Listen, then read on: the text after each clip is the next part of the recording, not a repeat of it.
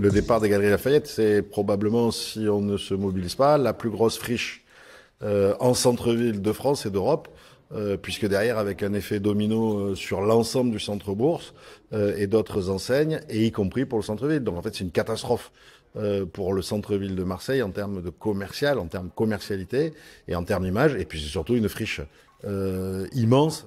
C'est plus qu'un appel à l'aide, c'est un cri de mort que nous a lancé les Galeries Lafayette, avec des conséquences énormes, puisque c'est, comme l'a dit le président Chauvin, c'est 50 000 mètres carrés en centre-ville, avec tout ce que ça concerne.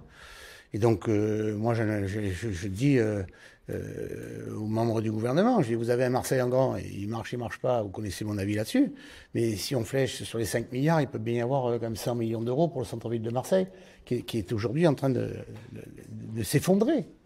Et donc, 100 millions me paraît pas énorme. Dans un premier temps, il faut bien sûr traiter le problème des Galeries Lafayette pour essayer de faire en sorte qu'ils puissent rester. Et ça, c'est une discussion, et la Chambre et l'État l'amènera.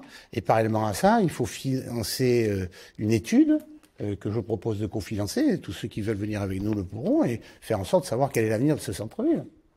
Parce qu'en fait, on ne sait pas. On ne sait pas ce qui se passe entre la préfecture et Euroméditerranée. Et donc là-dedans, il y a quand même une réflexion à avoir. Et vous n'aurez jamais de partenaire de niveau national, européen ou international qui viendra s'installer si on ne sait pas ce qui va se passer demain. Et donc, cette étude sera lancée, on la cofinancera. En tout cas, la région est à la manœuvre en la matière, sous l'autorité et la bannière de la Chambre de commerce et de tous les acteurs avec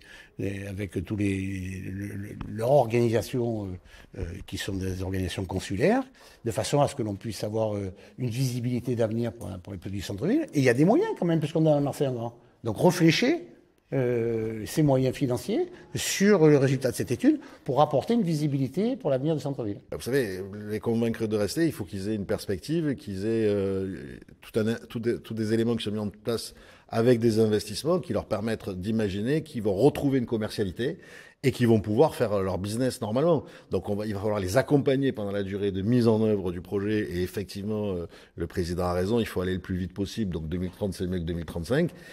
Mais voilà, le sujet est là. S'il n'y a pas de perspective, si on casse pas la spirale actuelle de notre centre-ville, il n'y a pas de raison qu'ils imaginent de rester. Donc clairement, il faut qu'on fasse l'étude, il faut qu'on apporte des solutions collectives avec l'ensemble des partenaires. La région a pris l'initiative, et encore une fois, je la remercie en tant que chef de file économique, en tant que sujet majeur pour le territoire, pour la capitale régionale, pour la capitale de la métropole et pour la deuxième Île-de-France, de dire je finance ou je cofinance l'étude.